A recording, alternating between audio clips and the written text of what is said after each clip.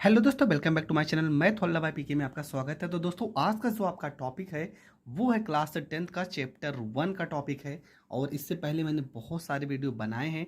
आज आपको पढ़ना है विस्थापन या प्रतिस्थापन अभिक्रिया और एकल विस्थापन अभिक्रिया। मतलब इस पूरे टॉपिक को हम क्लियर करेंगे। ज़्यादा लंबी वीडियो नहीं होगी, बहुत ही आसानी से समझा रहे हैं। पूरी वीडियो आप ज़रूर देखना, आपको हर चीज़ समझ में आने वाला है। देखो, इसका नाम है विस्थापन या तो प्रतिस्थापन अभिक्रिया। लिखकर पेपर में आएगा और पूछा जाएगा कितने प्रकार का होता है। तो इसको पूरे हम लॉन्ग क्वेश्चन में क्लियर कर रहे हैं। डिफिनेशन क्या होगा, देखो लिखा क्या, विस्थापन या प्रतिस्थापन मतलब कोई ऐसी अभिक्रिया होती होगी जहाँ पे किसी यौगिक या तत्व को अपने स्थान से विस्थापित होना पड़ता है। तो देखो डिफिनेशन में क्या लिखा है कि वह रासायनिक अभिक्रिया जिसमें अधिक क्रियाशील तत्व, ठीक है, क्या लिखा, अधिक क्रियाशील तत्व कम क्रियाशील वाले तत्व को विस्थापित करके स्वयं उसका स्थान ग्रहण कर लेता है, प्रतिस्थापन या विस्थापन अभिक्रिया कहलाती है। बस आपको इतना लिखना है। क्या लिखना है कि ऐसी अभिक्रिया जिसमें अधिक क्रियाशील वाले तत्व, क्या लिखा है, अधिक क्रियाशील वाले तत्व कम क्रियाशील वाले तत्व को विस्थापित करके स्वयं उसका स्थान ग्रहण कर लेते हैं, तो ऐसी अभिक्रिया को प्रतिस्थापन अभिक्रिया कहते हैं। बस आपको इतना लिखना है कि ऐसी अभिक्रिया जिसमें अधिक क्रियाशील वाले तत्व कम क्रियाशील वाले तत्व को विस्थापित कर देते हैं और स्वयं उसका स्थान ग्रहण कर लेते हैं, तो ऐसी अभिक्रिया को प्रतिस्थापन अभिक्रिया कहते हैं। यह अभिक्रिया कितने प्रकार की होती है, तो यह अभिक्रिया 2 प्रकार की होती है। अब दोनों अभिक्रियाओं को हम समझते हैं। देखो पहली हेडिंग क्या लिखा है, एकल विस्थापन अभिक्रिया। अब देखो यहाँ पे क्या लिखा, एकल मतलब, एकल का मतलब यहाँ पर कोई एक ऐसा तत्व या यौगिक होगा जो अपने स्थान से प्रतिस्थापित होगा।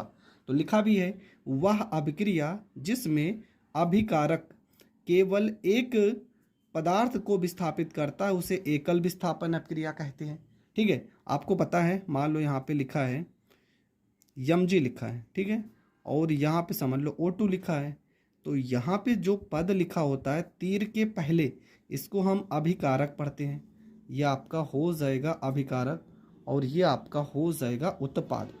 तो आगे जो लिखा होता है तीर के पहले उसे हम अभिकारक पढ़ते हैं और बाद में जो लिखा होता है उसे हम उत्पाद पढ़ते हैं। हमने बहुत बार ये चीज़ बताई है। डिफिनेशन में क्या होगा, वह अभिक्रिया जिसमें अभिकारक मतलब आगे का जो भी पदार्थ है, अभिकारक केवल एक पदार्थ को विस्थापित करता है, तो उसे हम एकल विस्थापन अभिक्रिया कहते हैं। तो डिफिनेशन तो समझ गए कि ऐसी अभिक्रिया जिसमें अभिकारक केवल एक पदार्थ को क्या करता है, विस्थापित करता है, तो उसे हम एकल विस्थापन अभिक्रिया कहते हैं। अब देखो यहाँ पे रिएक्शन भी लिखा है। रिएक्शन में आपका क्या लिखा है, Fe प्लस में CuSO4 बनेगा क्या, यहाँ पे Fe जो होगा वो SO4 के साथ में आ जाएगा, बन जाएगा FeSO4 और Cu आपका हो जाएगा अलग। क्यों ऐसा हो रहा है, क्योंकि जो आयरन है वो कापर से ज़्यादा क्रियाशील है। अधिक क्रियाशील होने के कारण ये कापर को प्रतिस्थापित कर देगा और स्वयं उसके स्थान को ग्रहण कर लेगा।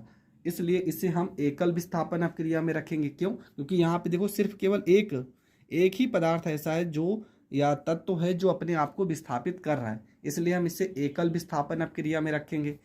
इसका नाम क्या है, Fe को आपको पता है आयरन कहते हैं, तो ये आपका हो जाएगा आयरन हो जाएगा। CuSO4 को हम कापर सल्फेट पढ़ते हैं, तो इसको हम कापर सल्फेट लिख सकते हैं। FeSO4 हो जाएगा फेरस सल्फेट हो जाएगा, फेरस सल्फेट हो जाएगा। Cu को आप कापर लिख सकते हो। तो ये हो गया इसका नाम। दूसरी रिएक्शन में क्या है, देखो यहाँ पे Zn प्लस में CuSO4 है। Zn जो है वो Cu को विस्थापित कर देगा और अपना इसके स्थान पे आ जाएगा और Cu आपका अलग हो जाएगा। Zn को जिंक कहते हैं, तो यहाँ पे जिंक हो जाएगा। Cu को SO4 को क्या, कापर सल्फेट ही कहेंगे। जिंक सल्फेट हो जाएगा, यहाँ पे जिंक सल्फेट हो जाएगा और ये आपका कापर हो जाएगा। क्यों ऐसा हो रहा है, क्योंकि कापर से अधिक क्रियाशील है जिंक, इसलिए जिंक जो है वो कापर को प्रतिस्थापित कर देगा और स्वयं उसके स्थान पे बैठ जाएगा। अगला आपका लिखा है Pb प्लस में CuCl2 लेड, ये कापर क्लोराइड लिखा है। यहाँ पे बनेगा क्या, लेड क्लोराइड। ये जो लेड है ये कापर को क्या कर देगा, प्रतिस्थापित कर देगा, तो PbCl2 हो जाएगा और Cu आपका अलग हो जाएगा। ये आपका क्या, ये आपका है कापर क्लोराइड, कापर क्लोराइड। यहाँ पे क्या हो जाएगा, ये हो जाएगा लेड क्लोराइड, लेड क्लोराइड। ठीक है, लेड क्या होगा, वो कॉपर से अधिक क्रियाशील होने के कारण उसको प्रतिस्थापित कर देगा। तो ये तीनों रिएक्शन मैंने समझा दिए, आपको पेपर में केवल एक लिखना रहेगा। मैं इसलिए 2-3 बता दे रहा हूँ, जो आपको सरल लगे आप उस वाले रिएक्शन को पेपर में लिख देना। अगला जो है दूसरा प्रकार, इसका दूसरा आपका प्रकार है उभय अपघटन अभिक्रिया। ठीक है, उभय अपघटन अभिक्रिया वह अभिक्रिया जिसमें अभिकारक दो या दो से अधिक, देखो पहले वाले में क्या था, सिर्फ एक पदार्थ को प्रतिस्थापित कर रहा था, पर यहाँ पे दो या दो से अधिक पदार्थ को विस्थापित करता है, तो उसे हम उभय अपघटन अभिक्रिया कहते हैं। तो क्या डिफरेंशियल लिखेंगे, वह अभिक्रिया जिसमें अभिकारक दो या दो से अधिक पदार्थ को विस्थापित करता है उभय अपघटन अभिक्रिया कहलाती है। ठीक है, तो ये आपका हो जाएगा डिफिनेशन। अब यहाँ पे नाम अगर देखना चाहे तो पहले यहाँ पे रिएक्शन को समझ लेते हैं। Na2SO4 प्लस में BaCl2 होगा क्या, ये Na जाएगा किसके साथ में, Cl के साथ में, Ba किसके साथ में जाएगा, SO4 के साथ में। देखो यहाँ पे दो दो लोग प्रति विस्थापित हो रहे हैं, Na भी चला गया Cl के साथ में, SO4 भी चला गया Ba के साथ में। तो हमने यहाँ डिफरेंशियल में क्या पढ़ा है कि दो या दो से अधिक पदार्थ विस्थापित अगर हो रहा है तो उसे हम उभय अपघटन अभिक्रिया कहते हैं। नाम लिखना चाहे तो Na2SO4 को पढ़ सकते हैं हम सोडियम, और SO4 को तो पढ़ेंगे सल्फेट, ये हो जाएगा सोडियम सल्फेट। Ba को पढ़ेंगे बेरियम, ये हो जाएगा बेरियम, और Cl2 को पढ़ेंगे क्लोराइड, ये हो जाएगा बेरियम क्लोराइड। Ba को पढ़ेंगे बेरियम और SO4 को पढ़ेंगे सल्फेट, ये हो जाएगा बेरियम सल्फेट।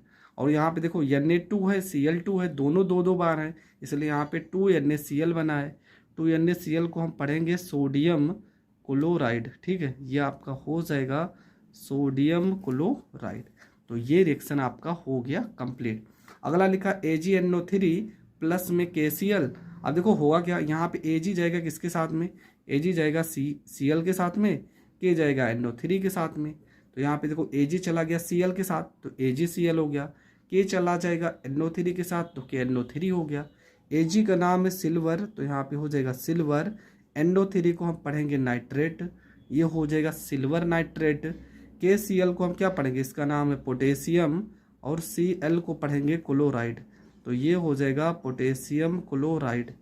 AgCl को क्या पढ़ेंगे, तो इसका नाम हो जाएगा silver chloride, silver chloride. NO3 को क्या पढ़ेंगे, तो इसका नाम हो जाएगा पोटेशियम, NO3 को पढ़ेंगे नाइट्रेट, ये हो जाएगा पोटेशियम नाइट्रेट। तो ये दो रिएक्शन हमने लिखे हैं, पेपर में आपको कोई एक रिएक्शन ज़रूर दर्शा देना है। तो प्रतिस्थापन अभिक्रिया किसे कहते हैं, कितने प्रकार की होती है, दोनों के हमने रिएक्शन और एग्जाम्पल भी समझा दिए। आई होप आपको बहुत अच्छे से समझ में आ गया होगा। समझ में आ गया तो वीडियो को ज़्यादा से ज़्यादा लोगों तक शेयर करें। चैनल पर नए हैं तो चैनल को सब्सक्राइब करें। जय हिंद, जय भारत।